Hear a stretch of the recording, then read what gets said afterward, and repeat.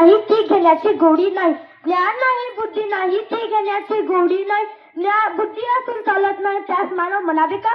ओळखलात का? म्या सावित्री, सावित्री ज्योतिबा फुले, सातारा जिल्ह्यातील खंडाळा तालुक्यातील नायगाव गावाच्या खंडोजी निवासी पाटलांची मी कन्या. अवघ्या 9व्या वर्षी ज्योतिराव फुले नावाच्या माणसाशी माझं लग्न झालं आणि मला कळायला लागलं की ज्या माणसाशी माझं लग्न झालं तो साधा सुद्धा माणूस नाही, तर या जगाला ऊर्जा देणारा क्रांती सूर्यच आहे. त्या काळी बाळाने उंबरठा ओलांडण्याची पद्धत नव्हती.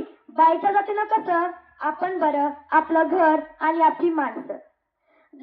पण यावर सर्वांवर एकच उपाय, तो म्हणजे शिक्षण. शिक्षणाचा ध्यास एकच खुर्द ज्योतिरावांच्या मनात होता. पण एकदा ज्योतिराव शिक्षणाचा प्रसार करत असताना त्यांना ब्रिटिश मॅडम म्हणाल्या, मिस्टर फुले, तुम्हाला मी शिक्षणाचा प्रसार करायचा आहे ना, so educated woman first because educated the full house educated.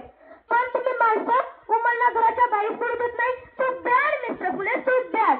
झालं, ते आले माझ्याकडे आणि मला म्हणाले, सावित्री आजपासून म्या तुला शिकवणार, आजपासून म्या तुला शिकवणार. पाटी पेन्सिल घेऊन आले आणि मला म्हणाले, आजपासून म्या तुला शिकवणार.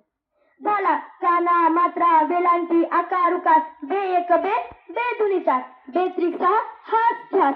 आणि अशातच मी लिहायला शिकले, वाचायला शिकले आणि काव्य सुद्धा रचायला शिकले. अशातच 1 जानेवारी, होय शनिवारी 1 जानेवारी 1848 ला आम्ही पुण्यातील भिडेवाड्यात पहिली शाळा सुरू केली. म्हणून म्हणावसे वाटते, विद्येविना मती गेली, मती विना नीती गेली, विद्येविना मती गेली, मती विना नीती गेली, नीती विना गती गेली, गती विना शुद्ध खचले.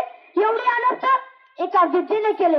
म्हणून मला म्हणावंच वाटते, मुलींना वाचवा, मुलींना शिकवा. कारण एक मुलगा शिकला तर तो एकटा शहाणा होतो, एक मुलगा शिकला तर तो एकटा शहाणा होतो. पण एक मुलगी शिकली ना की सारा संपूर्ण घराला शहाणी करते, संपूर्ण घराला शहाणी करते. धन्यवाद.